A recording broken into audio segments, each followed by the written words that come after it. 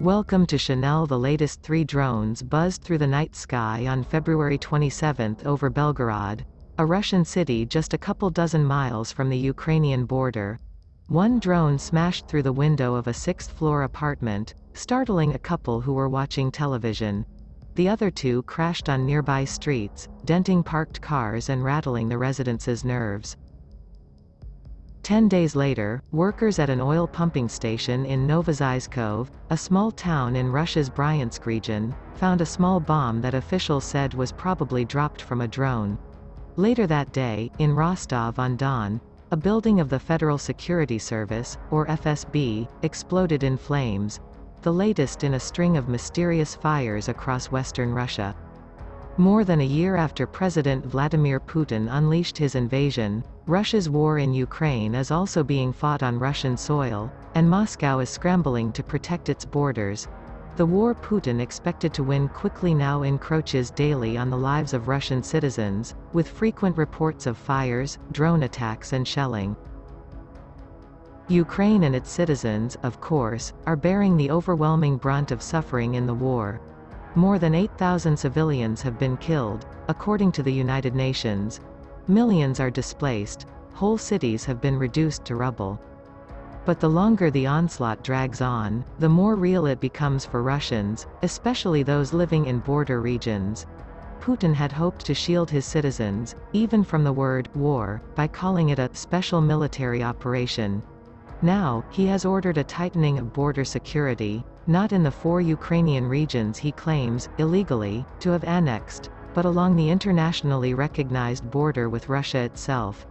Air defense systems are being deployed in Moscow and other locations. Ukraine says its military is operating only in its own territory. Privately, however, officials have acknowledged a Ukrainian role in some dramatic strikes, including an explosion on the Crimean Bridge in October. In the case of the FSB fire in Rostov, an advisor to President Volodymyr Zelensky tweeted, "Ukraine doesn't interfere, but watches with pleasure." In the early months of the invasion, only sites very close to the Russia-Ukraine border were targeted by drone strikes, mainly ammunition depots and fuel tanks. Over time, the reach of these strikes has grown longer and longer, approaching Moscow. Late last month, a military drone attempted to strike a gas compression station, a key part of the region's energy grid, in Kolomna, about 50 miles south of the Kremlin, according to senior Russian officials. Images of the drone posted to social media indicate it was a Ukrainian-made UJ-22, produced by Ukrjet, with a claimed flying range of 800 kilometers, or about 500 miles. The attack was unsuccessful. The drone brushed treetops and fell a few yards from the station's fence. Still, it came alarmingly close to Russia's capital. In December, Ukrainian drones carried out a double strike on the Saratov Engels 2 airbase, which houses Russia's strategic nuclear bombers. There have been at least 27 publicly reported drone attacks on high-value targets in Russia, primarily military bases, airfields and energy facilities. In some cases, drones crashed or were shot down before reaching their targets. At least 3 drones crashed near Astrakhan, a city close to the Caspian Sea near where Russia fires missiles into Ukraine.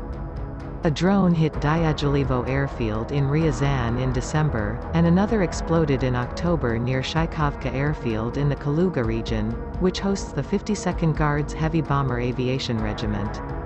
The attacks have not caused widespread damage to military assets but serve to demoralize Russian forces, according to Ian Matveev, a Russian military analyst. When you have a drone that carries small explosives, it is unlikely to do much physical damage, but it's a big reputational blow, Matveev said.